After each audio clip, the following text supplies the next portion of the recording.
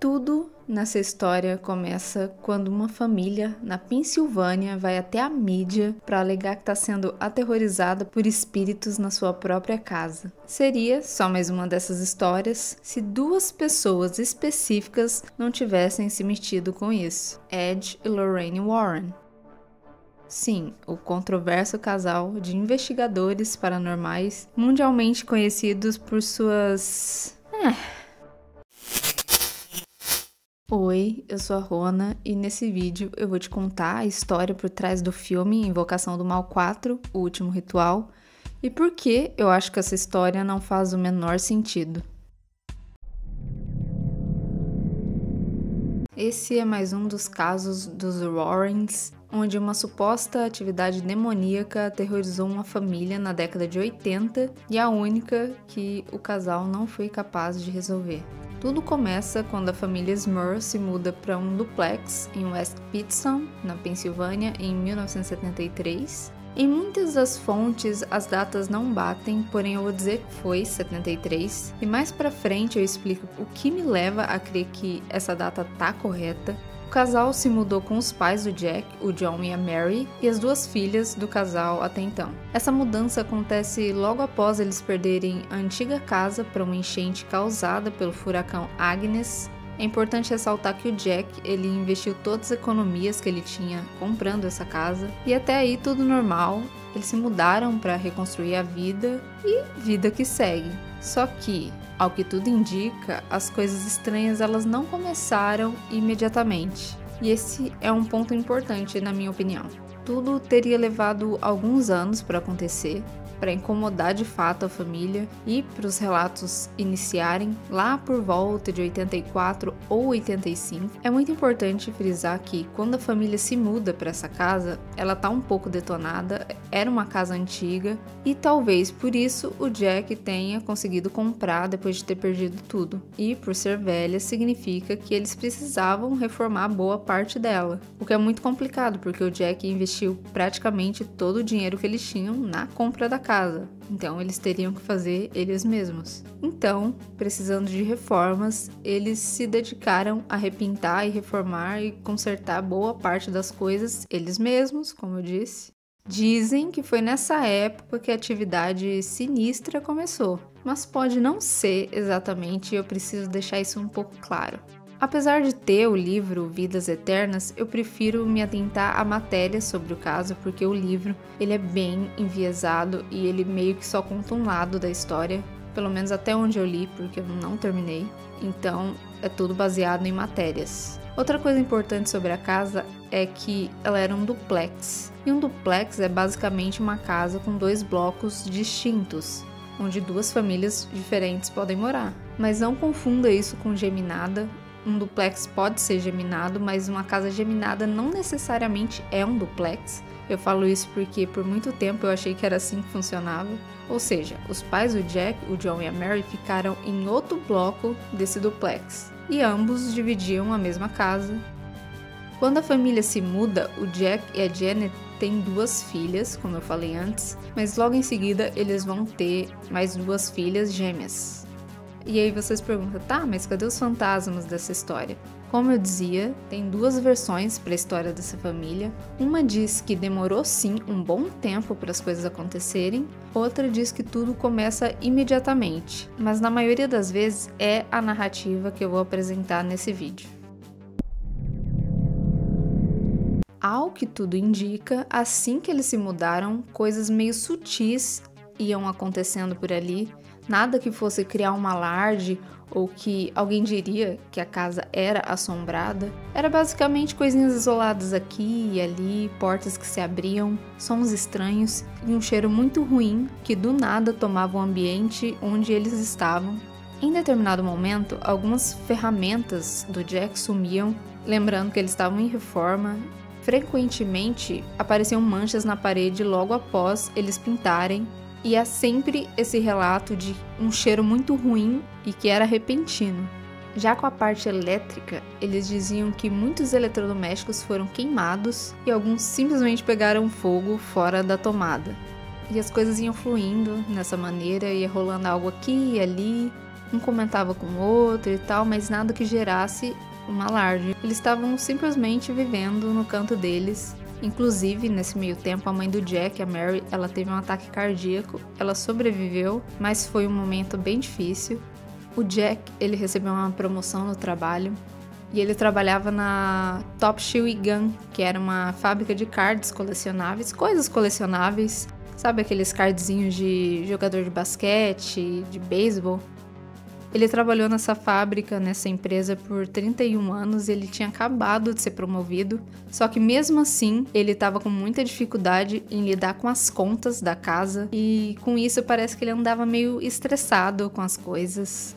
Segundo a Janet, ela e a sua sogra, Mary, costumavam ouvir vozes muito parecidas falando coisas, embora elas não entendiam muitas das vezes, mas o mais frequente era que uma achava que a outra estava chamando, mas nunca era uma das duas. E aqui é o momento de virada para essa família. As coisas ficam feias depois que, em uma determinada noite, já em 1985, aconteceu um acidente na casa. Estavam na cozinha a Janet, a Shannon e a Heather, que eu acho que é uma das gêmeas, quando uma luminária do teto, um lustre que estava presa com correntes e vários ganchos em uma viga, caiu na mesa da cozinha, sem qualquer alarme de que aconteceria. Ela só despencou e pronto. A Janet relata que foi muito assustador porque foi inesperado e não era como uma luz que se apagou naturalmente. Não tombou, não balançou, simplesmente caiu com tudo, atingiu a Shannon na testa e deixou uma marca na geladeira. Os incidentes se tornaram bem mais agressivos com o tempo, como o que aconteceu com o pastor alemão de 34 quilos, dos Smurr, que foi arremessado contra a parede, e o Jack, que diz que foi atacado enquanto rezava. Posteriormente, a Janet alegou que a família ouviu e testemunhou outras atividades inexplicáveis, incluindo portas abrindo e fechando, destrancando sozinhas, luzes acendendo e apagando. Em particular, eles falam sobre uma porta sanfonada do armário do Jack e da Janet que abriu e fechou rapidamente sozinha. Eles também relataram ter ouvido batidas e pancadas fortes em sequência, além de itens da casa que simplesmente desapareciam. Nisso, o Jack alega que algo como uma massa negra subiu nele na cama, subiu nele e na esposa, e ele sofreu algum tipo de abuso do caráter sexual. E eles falam muito sobre isso, sobre essa massa escura que eles viam rondando a casa. O próprio Ed menciona isso diversas vezes. E sobre o que eu falei do pastor alemão, a Janet afirma que o mesmo aconteceu com ela, que em determinada noite ela foi levantada 2 metros e arremessada para longe. Cansados do que estava acontecendo, eles recorreram ao único lugar e pensaram naquele momento. Eles pedem ajuda para a igreja e a igreja atende. Vai até lá um padre que tenta fazer alguma coisa na casa, mas não dá certo.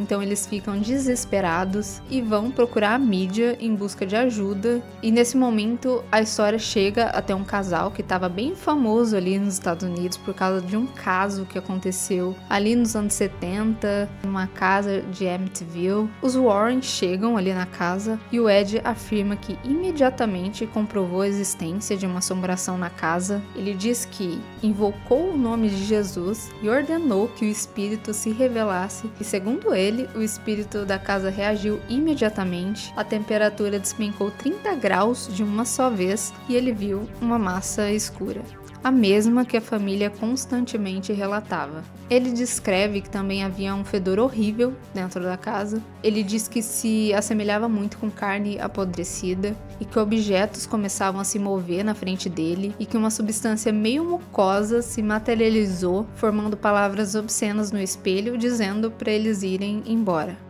O Ed acreditava que era algo extremamente poderoso e perigoso, embora naquele momento ele ainda não soubesse do que se tratava. Com isso, o casal ficou investigando essa casa de janeiro a agosto daquele ano, 8 meses. Durante essas investigações, o casal afirma que conseguiu catalogar as entidades da casa como 4, sendo 3 espíritos e um demônio. Inclusive, de acordo com o documentário de 2020, Devil's Road, o Jack e a Janet alegam que a cama deles tremia e que eles viram essa sombra negra espreitando pelo quarto. Em outro caso, a Janet teria sido arremessada da cama e em outra noite o casal levitava até o teto, diz o Ed.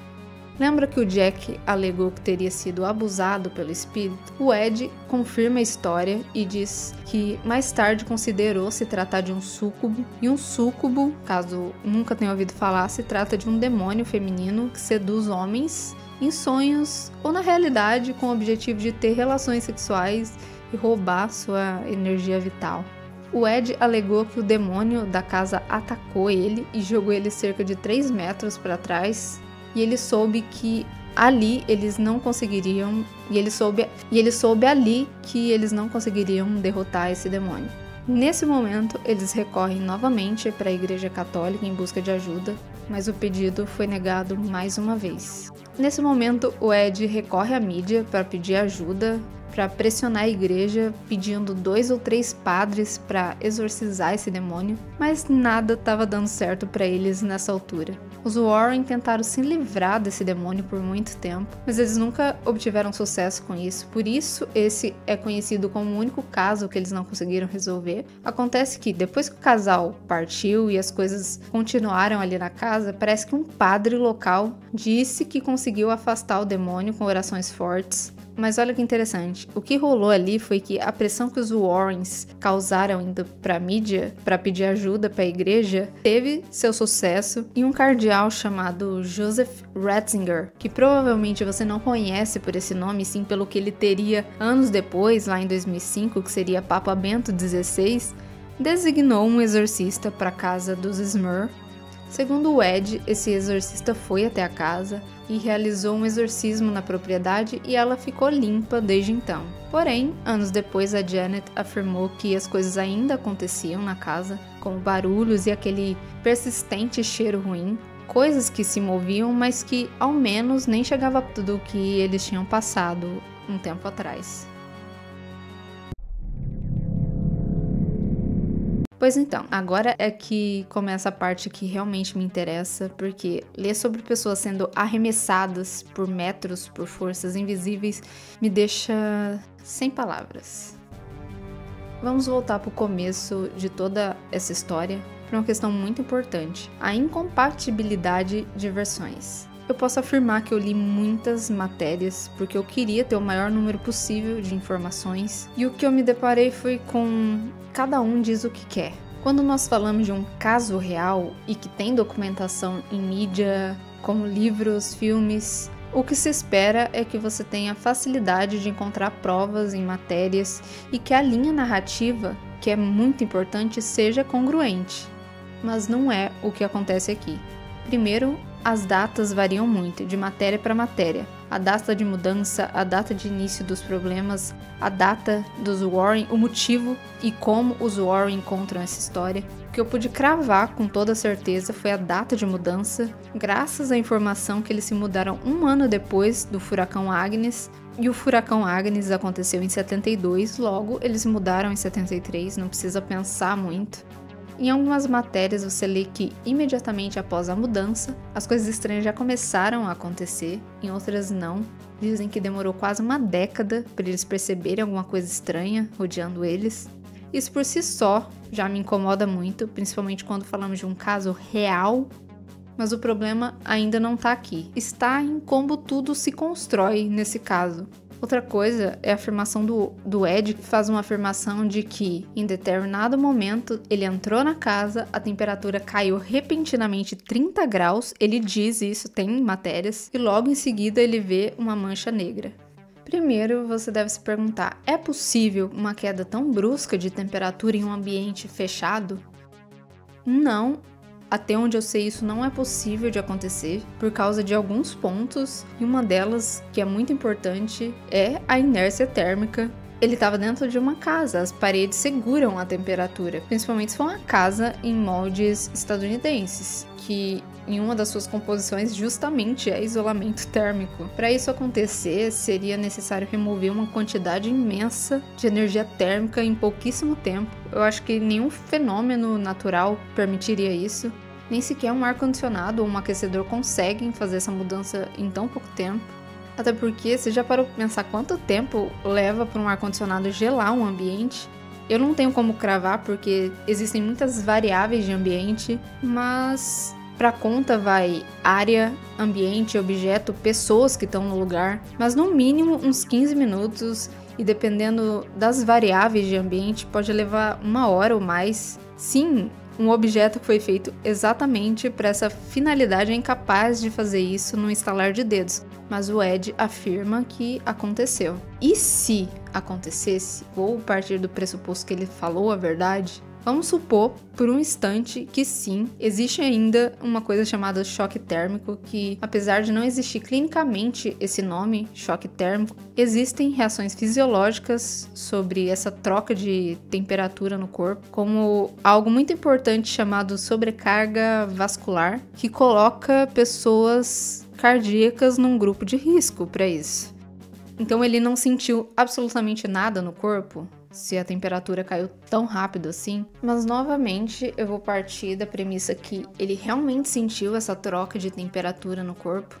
Ainda assim, o que ele sentiu pode ter sido simplesmente uma corrente de ar muito gelada, o que é totalmente possível, ou até mesmo ter sido uma mudança de temperatura corporal. Eu mesmo passo por isso com crise de ansiedade e pânico, eu sinto um frio, assim, ridículo. Outro ponto sobre a afirmação que os aparelhos eletrônicos, elétricos queimavam, pegavam fogo. Existe tanta explicação lógica para isso, inclusive problema na rede elétrica. Aí você pode dizer, mas ele estava fora da tomada. Dizem que estava, não sei. Agora outro ponto é a queda do lustre. A Janet afirma que não houve qualquer alarde de que as correntes que estavam segurando aquele lustre fossem se romper.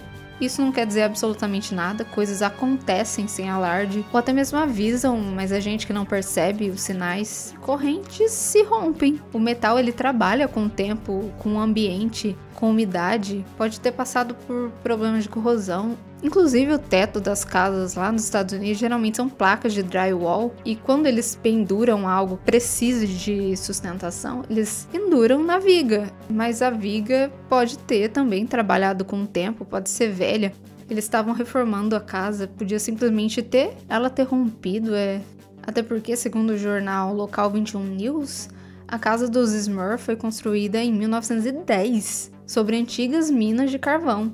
O que pode fazer a casa afundar com o tempo, ter a fiação ruim. Talvez a casa tenha afundado, não de forma tão brusca ou que causasse sérios danos para a casa, mas levemente a ponto de estragar vigas importantes, vigas que sustentavam lustres. Em relação ao relato do cão, a família tinha um pastor alemão chamado Becca, que eles dizem que foi arremessada contra a parede. E eu te pergunto, você tem noção de quanto pesa um pastor alemão? De 20 a 50 quilos em média. Em uma matéria específica eu encontrei que esse pastor alemão em específico pesava 34 quilos. Eu tive 2, e não, um pastor alemão não é arremessável numa parede por uma pessoa fraca, mediana. Eu preciso deixar claro que não se trata só do peso de levantar um pastor alemão, como é necessário ter força suficiente para imprimir velocidade nessa massa de 40 quilos para arremessar ela contra uma parede. Uma pessoa forte poderia até conseguir, mas esse cão ele não iria muito longe. Mas ainda assim, eles estão dizendo com a entidade essa que não possui massa, teve força o suficiente não só para levantar um pastor de 34 quilos, como arremessá-lo contra uma parede, e não satisfeito, ele fez o mesmo com a mulher, que deveria ter entre 55 e 60 quilos, um pouco mais, e o Ed, que com certeza tinha muito mais que isso. Se um ser é capaz de fazer isso, manipular a massa de uma pessoa ou um animal com tanta força, como que a humanidade ainda existe? Como que a gente não tem prova material disso? Como que isso não foi explorado pela humanidade de alguma forma? Me desculpa, mas quanto de energia essa entidade teria que ser capaz de manipular para fazer um feito desse? Com todo respeito a quem acredita nisso, mas, meu Deus, beira o ridículo. Você alega que sua casa é tomada por um cheiro ruim, intragável? Perfeito, compreensível, e acredite, acontece. Sons estranhos? Meu Deus, quem nunca ouviu? Coisas que aparecem em lugares diferentes dos deixados? Beleza. Agora, uma pessoa ser arremessada 3 metros para trás, mais de uma pessoa na verdade, até um cão, e não ter um meiozinho de comprovar isso, me desculpa, mas não tem qualquer possibilidade disso ter acontecido de verdade. Agora, falando sobre o cheiro, qualquer coisa pode causar cheiro ruim numa casa. Já me ocorreu numa casa que eu morei um tempo atrás. Vez ou outra bate um cheiro muito ruim de comida estragada mesmo. Ninguém nunca encontrava a causa, mas sempre acontecia especificamente no meu quarto. Aí eu reparei que esse cheiro sempre vinha depois que chovia. E só muito tempo depois, eu juro, muito tempo mesmo, eu acho que uns 2, 3 anos depois, quando eu troquei o provedor da internet e um técnico veio e precisou entrar no forro da casa para passar fiação, a gente descobre, através dele, que lá em cima tinha muitos panos velhos e restos de coisas da época da construção da casa, tudo mofado no teto da casa, em cima do meu quarto. Só que nesse caso, a gente está falando de casas que são construídas nos Estados Unidos, de forma que animais podem perfeitamente entrar nas paredes, no chão, no teto e eventualmente morrer ali. Seja rato, guaxinim, até mesmo lagartixa morta cheira muito mal. Então, existem diversas possibilidades aqui que não tem nada a ver com o sobrenatural. Sons estranhos também, qualquer casa faz. Ainda mais casas feitas com madeira e drywall. E quando você mora numa casa com algumas pessoas, não é estranho coisas sumirem e aparecerem em outros lugares, pessoas mexem, é normal. E aí você pode dizer, mas eles alegaram ver coisas, alegaram ouvir vozes, que isso e aquilo, que viam uma massa escura frequentemente, até mesmo o Ed diz isso. Tudo bem, mas eu posso te dizer agora que eu tenho um demônio de estimação que vive dentro de uma caixa de sapatos, dentro do meu guarda-roupa e aparece sempre que eu canto Square Hammer, do Ghost. Isso é verdade? Afirmações extraordinárias requerem provas extraordinárias. Se essas provas não são apresentadas, se trata apenas de alegação. Alegações de eu vi, eu senti e não sei o que. O cérebro faz isso, ele tenta encontrar padrões em tudo, ele tenta interpretar tudo. Olha a pareidolia aí, que inclusive existe a auditiva. Experiências pessoais não podem servir de base como prova, inclusive falando do cérebro. Já na época, o caso em si já era muito problemático. O professor de psicologia da Universidade Estadual de Nova York, em Buffalo, e presidente do Comitê de Investigação Científica de Alegações Paranormais, Paul Kurtz, sempre enfatiza o fato de que os Warren não eram investigadores objetivos, independentes ou imparciais. E ele sempre afirma que eles não tinham qualquer credencial na comunidade científica ou de parapsicologia. E ele é categórico ao dizer que o caso dessa família não passava de uma farsa, e ele ainda comenta que era muito semelhante a uma charada ou uma historinha de fantasmas. Stephen Kaplan, diretor do Instituto de Parapsicologia da América na cidade de Nova York, disse na época para ele o caso também era uma farsa. Lá em outubro de 86, um tal de George Kresge, que era um mentalista, e um mentalista, para quem não sabe, é tipo um mágico, tá? Com um nome diferente, que também era conhecido na época como o incrível Kreskin, apareceu ali, meio que para tentar provar que tudo era uma farsa, e só por isso eu tô mencionando ele. Ele demonstrou de várias maneiras como as coisas que aconteciam ali podiam acontecer de qualquer forma sem a ajuda do sobrenatural. Ele fez várias experiências, inclusive uma mesa que se inclinou para um lado e caiu no chão. Depois do espetáculo ele não revelou como ele fez o truque, mas ele quis deixar isso claro, que essas coisas podiam acontecer e que não tinha nada a ver com o sobrenatural. Perto ali do final de agosto de 86, quando o casal Warren já meio que estava saindo da história, o Paul Kurtz pediu para um grupo de cientistas que oferecesse ajuda psiquiátrica e psicológica para a família, mas a família sentiu que não precisava daquela ajuda e recusou. Com essa recusa, o Kurtz dá uma entrevista e ele diz: "Achamos importante que o Sr. Smur e os outros membros da família se submetam a exames psiquiátricos e psicológicos." Kurtz, novamente mais incisivo, diz: "A questão que se coloca é se o Sr. Smur está delirando ou sofrendo de alucinações ou problemas cerebrais." Isso porque, olha só, O Jack, ele havia passado por uma cirurgia para remover água do cérebro em 83. E quando a história da família começa? Depois de 84. Inclusive, antes da cirurgia, o Jack disse que estava sofrendo com perda de memória de curto prazo e que o problema provavelmente era consequência de uma meningite que ele sofreu quando tinha ali seus 20 e poucos anos. Contrapondo a oferta do Kurtz, lá sobre ajuda psicológica, os Warren pediram ajuda para um padre para realizar um exorcismo ali na casa. E ele de fato teria tentado algumas vezes. Em alguns lugares você pode ler que foram 2, mas o mais provável é que tenha sido 3, porque nas fontes mais confiáveis diziam 3, e todas essas tentativas não obtiveram sucesso. E o motivo que a família usa para justificar essa falha é maravilhosa. Eles dizem que falhou porque o demônio ficava indo de um lado do duplex para o outro. Sim, eles disseram isso.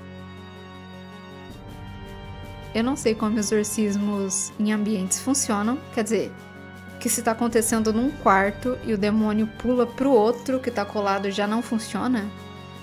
Existe um limite de metros? Que alegação é essa? A igreja, por sua vez, especificamente o reverendo Gerald Mulley, que era chanceler da diocese de Scranton, diz que a igreja havia sim sido informada sobre o caso, que sabiam dos problemas da família, mas em nenhum momento disseram que era algo sobre demônios. E disse que sim, acreditava que a família realmente tinha um problema, mas que a igreja não sabia o caráter desse problema. O reverendo Alphonso Strebold foi chamado pela diocese de Scranton para investigar as alegações dos Smurr e descobrir se poderia ou não haver alguma explicação menos demoníaca. Em um artigo de 23 de agosto de 86, o Strebold disse que não planejava visitar a casa, mas que ele decidiria por ele mesmo se a história era verdadeira ou apenas uma alucinação da família. Um reverendo chamado Neil Van Loon disse que pode ser causado por uma série de fatores. Ele era secretário do bispo James Stilling na época. O Van Loon diz que o bispo se recusou a comentar esse assunto, mas que eles iam decidir se realizariam ou não um exorcismo naquela casa. Essa casa foi abençoada por vários padres da paróquia local, que disseram que não notaram nada estranho dentro da casa e que não entenderam o que estava acontecendo com os Smurr. Em 2 de outubro de 86, um padre da diocese ali da região passou 2 noites dentro da casa e novamente, mais uma pessoa, mais uma vez, disse que não viu nada de anormal acontecendo durante a estadia dele ali. Ninguém comprovava nada. Então, em 25 de agosto de 86, a família mandou os repórteres saírem dali. Disseram que estavam cansados do bombardeio constante de pessoas e câmeras de TV. E isso ficou baixo por um tempo, mas por pouco tempo. Alguns meses depois, lá em dezembro daquele ano, a família novamente estava sobre os holofotes da mídia. Lançaram uma versão de bolso da história chamada The Haunted, que estava sendo vendida por $4,50. O livro tinha 260 páginas e foi escrita pelo redator do Scranton Tribune, Robert Curran, e foi publicado pela St. Martin Press, lá em Nova York. E esse livro ele foi muito vendido. Mas isso não significa que ele era bom de alguma forma. Os críticos massacraram esse livro, apontando que o Curran não contou os 2 lados da história, assim como dos Warren também. O escritor do jornal de Scranton, Robert Curran, abandona os princípios do seu ofício para dar aos leitores um relato unilateral do que ocorreu ou não ao longo de vários anos na antiga casa de Jack e Janet Smurr, na Chase Street, em West Pittston. Disse o escritor Joseph Marussak, da equipe do Times Leader, em um artigo em dezembro mesmo. Mary Beth German, uma autora que fez a resenha desse livro, disse que ele não seria bom nem para uma leitura de ficção, já que era muito mal escrito. E sabe o Kurtz, que eu falei antes? Ele é muito ativo nesse caso, isso é importante ressaltar. Ele diz que há sim uma explicação para o que estava acontecendo na casa, mas que ele não presumiria ser uma assombração. Ele linka isso ao caso de Amityville, que girou em torno da imaginação e não de uma assombração real, algo bem comum daquele casal. O fato é que ninguém além da família e o casal Warren testemunhou qualquer coisa estranha ali dentro. Tudo gira em torno deles, principalmente do Jack. Eu não vou afirmar nada aqui, eu não me acho no direito de fazer isso. Mas tudo isso por si só já diz muita coisa em relação a esse caso. Uma mulher que se mudou para lá, depois que a família foi embora de vez, chamada Deborah Owens, disse que nunca presenciou qualquer experiência sobrenatural na casa, e outro morador do outro lado do duplex disse a mesma coisa, que nunca viu nada estranho, apenas a família Smurr. Como eu disse, eles se mudaram um tempo depois para outra cidade. Não se sabe muito sobre a família depois disso, só que o Jack veio a falecer em 2017, já com 75 anos. A Janet ainda tá viva. A Shannon, uma das filhas, se tornou investigadora paranormal e é basicamente isso que se sabe sobre eles no dia de hoje. E tudo isso, no fim, é mais um caso mirabolante, sem provas, muito controverso e que tinha a presença de um casal muito conhecido por adorar casos mirabolantes, sem provas e geralmente muito controversos.